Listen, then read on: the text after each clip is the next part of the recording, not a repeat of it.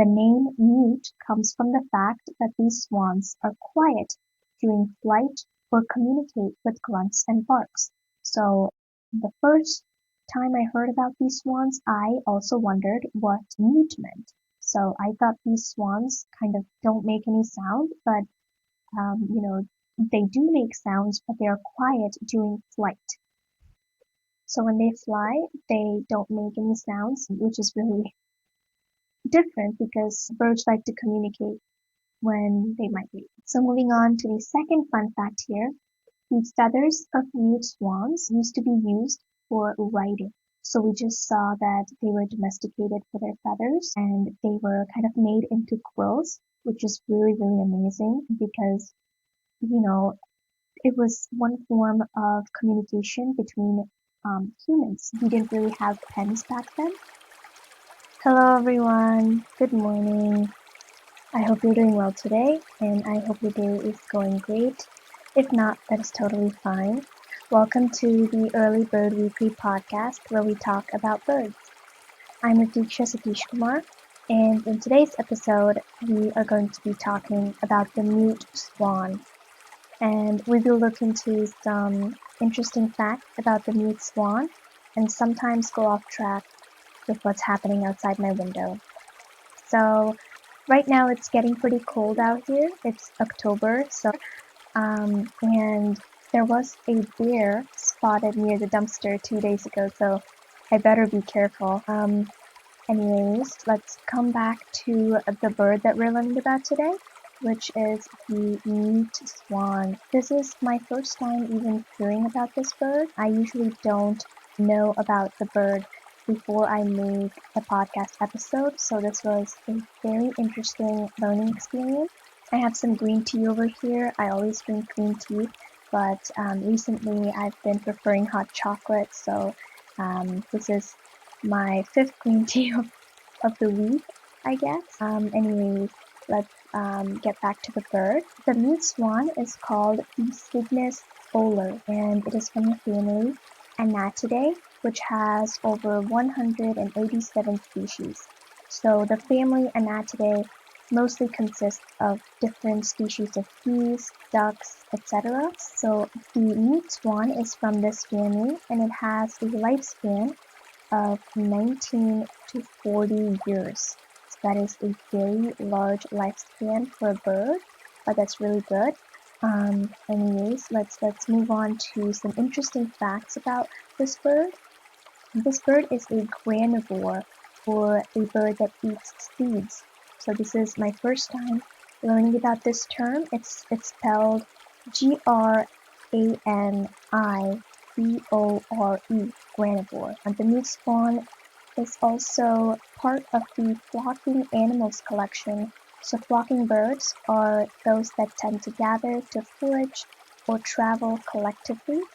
Avian flocks are typically associated with migration. Avian flocks means bird flocks, avian means birds. So these flocks are not only forming for migration purposes, also for protection from predators. Flocks are often defined as groups consisting of individuals from the same species mostly, but there are kind of mixed flocks that happen also with other birds, such as the Pacific robin or the rose robin that we learned about. They sometimes engage in mixed flocks for the process of foraging. So flocks are often defined as groups consisting of individuals from the same species. However, mixed flocks consisting of two or more species are also common. Mixed flocks offer increased protection against predators, which is particularly important in closed habitats, such as forests where early warning calls play vital importance in the early recognition of danger. So our bird is also part of the Snow White collection. So there is no Disney princess involved in this collection. They're just animals with white fur, and some of the animals from this collection include the Arctic fox, the polar bear, etc. So our mute swan is part of this collection because it's white. So moving on to the appearance of the mute swan.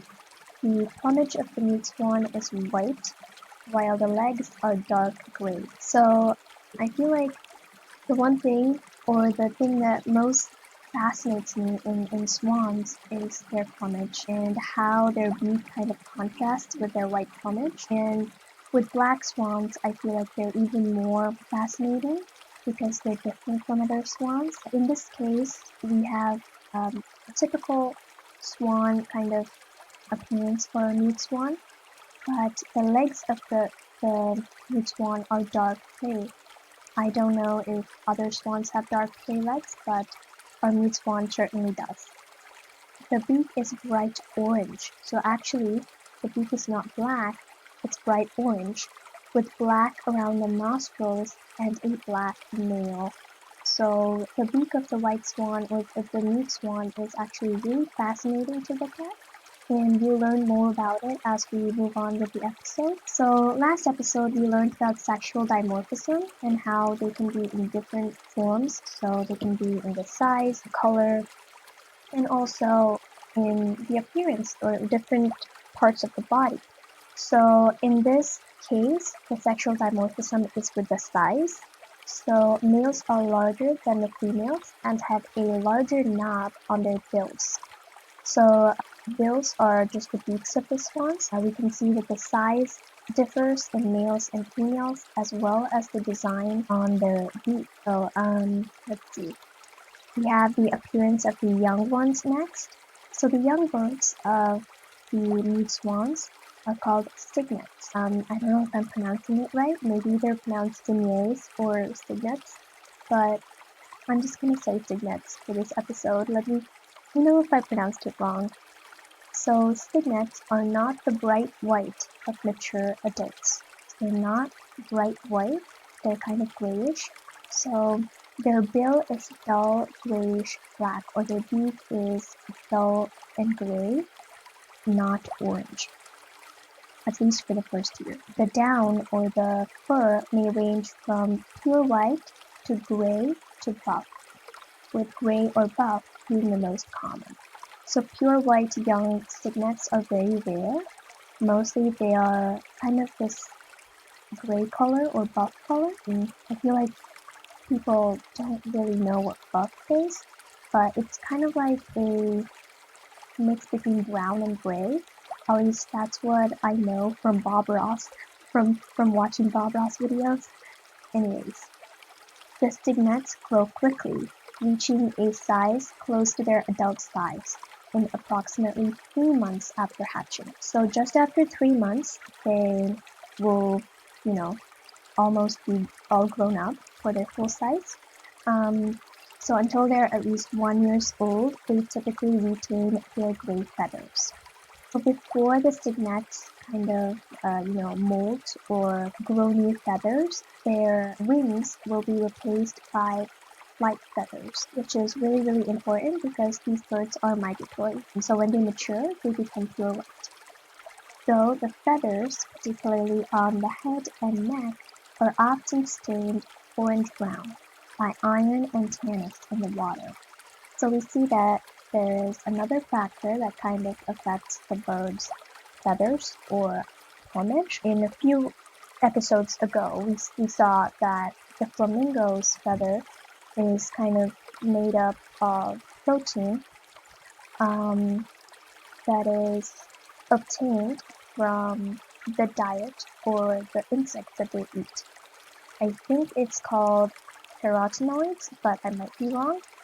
You can definitely check out the flamingo episode or even the rose robin episode. I think it was the same protein.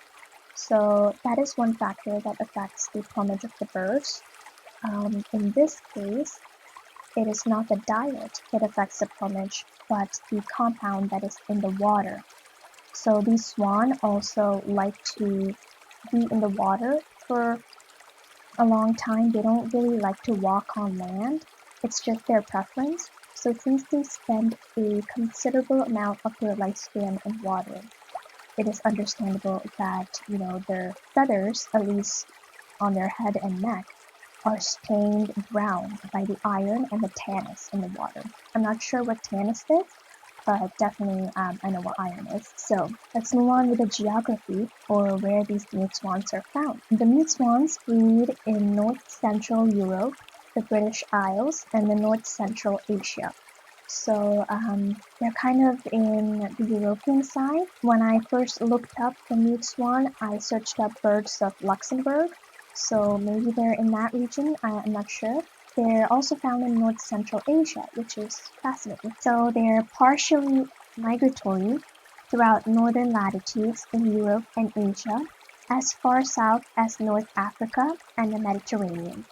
So mute swans prefer well-sheltered bays, lakes, ponds, and open marshes. So mute swans are usually very territorial and have a general quiet and shallow lakes. So in sea locations where a large area of suitable breeding habitat is found, they can serene where they can nest. So mute swans feed during the daytime by dabbling on the water surface. While swimming, they hold their neck with a graceful curve, their beaks pointing downward. So one of the other things that fascinates me with any type of swan is the way that they move in the water and the way that they feed and the way that it inspires people as well in like paintings, art, music, even in dance. I just find it to be a powerful thing.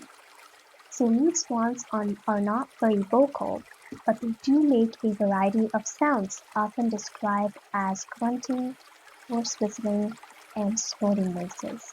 So I will insert a little clip of the mute swan making a few noises.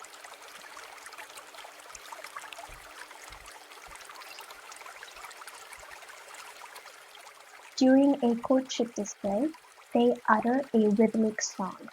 Mute swans usually hiss at competitors or intruders trying to enter their territory. The most familiar sound of these birds is the vibrant throbbing of the wings in flight, which is unique to the species and can be heard from a range of 1 to 2 kilometers or 0.6 to 1 miles. So this indicates its value as a contact sound between birds in flight. So they actually use the sound that their wings make to keep in contact with other birds, which I find really fascinating. Pignets are especially vocal, and they communicate through a variety of whistling and chirping sounds when content or when they're satisfied, as well as a harsh squawking noise when distressed or lost. So, this is kind of like the human babies that make different sounds for different emotions. Swans attack by striking at the threat with bony spurs in their wings, accompanied by biting with their large bill. So this is the way that swans attack or defend themselves, which I find this kind of scares me. Anyways, mute swans are serially monogamous and remain together for at least one season. So monogamous means they only have one partner for life. Males may, however, listen to this, have 4 mates and even divorce to have another female. Mute swans nest on large mounds that they build with waterside vegetation in shallow water on islands in the middle or at the very edge of a lake. So this is their nesting place, usually at the edge of a lake or in islands in the middle of a lake. They often reuse the same nest each year, restoring or rebuilding it as needed. So unlike other birds that we saw in previous episodes that build nests every breeding season, the swan nest has some reusability. Male and female swans share the care of the nest. These are one of the birds that kind of split up their responsibilities. The breeding starts in March or early April. Nest building is done by both parents, while the male bringing the nest material to the female. So this is very fascinating how the female and male kind of teamwork and take on different responsibilities to kind of build their nest. Females lay 5 to 12 eggs, and incubation lasts around 36 to 38 days, which is done mainly by the female, while her mate defends the territory. The cygnets hatch over a period of 26 hours, and both parents look after the young. The female breeds the cygnets, and they often ride on their mother's back from the age of 10 days. How cute would it be to just see small swans riding on a mother's back? So this is one of the other things that fascinates me about swans and ducks. So like how they kind of take care of their ducklings or cygnets. So 2 months after hatching, the young are fully feathered. They stay with their parents until the following spring and breeding season. At 3 years of age, they become reproductively mature and start to breed. So I really had a lot of fun learning about the young cygnets, especially because whenever it comes to small birds or small animals, I get really excited. I would definitely love to have a swan as a pet. Maybe in the future I will. Moving on to some population threats. The main threat currently to these swans is lead poisoning in ponds and lakes. I can't explain this because I don't have much information about lead poisoning, but it definitely seems like a very serious threat. So according to Wikipedia, the total native population of these swans is about 500,000 individuals, adults and young, of which 350,000 live Soviet Union region, while some are kind of distributed in, Europe, British. I feel like half of them live in this Soviet Union region, and then the other half live in the British Isles, and then some, like maybe like 200 or 400, are distributed across Japan and other Asian countries. So nude swans affect aquatic vegetation communities as a result of their grazing. So this is one of the ecological niches. An ecological niche is kind of like the place that they have in ecology or in their habitat. A study in Maryland found swans eat as much as 8 pounds a day of underwater aquatic vegetation, removing habitat and food for other species more quickly than these grasses could recover. So these swans are kind of eating all the grasses, which is not a good thing, but I'm just glad that their population is of least concern. So getting into some history here, for many centuries in Britain, swans were domesticated for food, individuals being marked by nicks in their webbed feet or their beaks to indicate ownership. So these swans were actually domesticated in Britain for various reasons, and they were kind of marked mostly in their beaks for identification. Such marks became registered with the crown. Also, the appointment was made of a royal swanhood. So now all the swans actually in British belong to the crown or the British monarchy. Any birds without these marks became crown property. Thus the swan was known by the name of the royal bird. Quite possibly, these domestication prevented the swan in Britain from being hunted until extinction. So this is one of the reasons that these swans had a good population growth as of now. So some of the uses these swans had, their feathers were used for riding clothes, purses were made out of leathery web, and whistles were made from the wing bones. It's really I sometimes like to go into the history of birds. I feel like not only learning about what they are used for now or what they are now, I just feel like it's really interesting. So some of the fun facts of these swans, this is my favorite part of the episode. The name mute comes from the fact that these swans are quiet during flight or communicate with grunts and barks. So the first time I heard about these swans, I also wondered what mute meant. So I thought these swans kind of don't make any sound, but they do make sounds, but they are quiet during flight. So when they fly, they don't make any sounds, which is really different because birds like to communicate when they migrate. Moving on to the second fun fact here.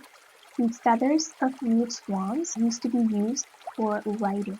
So we just saw that they were domesticated for their feathers and they were kind of made into quills, which is really, really amazing because, you know, it was one form of communication between humans. We didn't really have pens back then.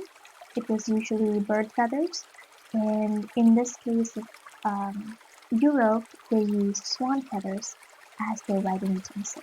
So these feathers were called pen quills, then quill pens, and then just pens. Hence, the present-day ball pen is named after the feathers of the female swan. How fascinating! The mute swan has about 250,000 feathers. So that is also one of the fun facts that I found. During the breeding season, the black ridge at the base of the bill of the male mute swan swells and becomes much larger than that of the female. So this is the third fact with their beaks. So their beaks actually differ with the males and the females. We learned about that in the beginning of the episode.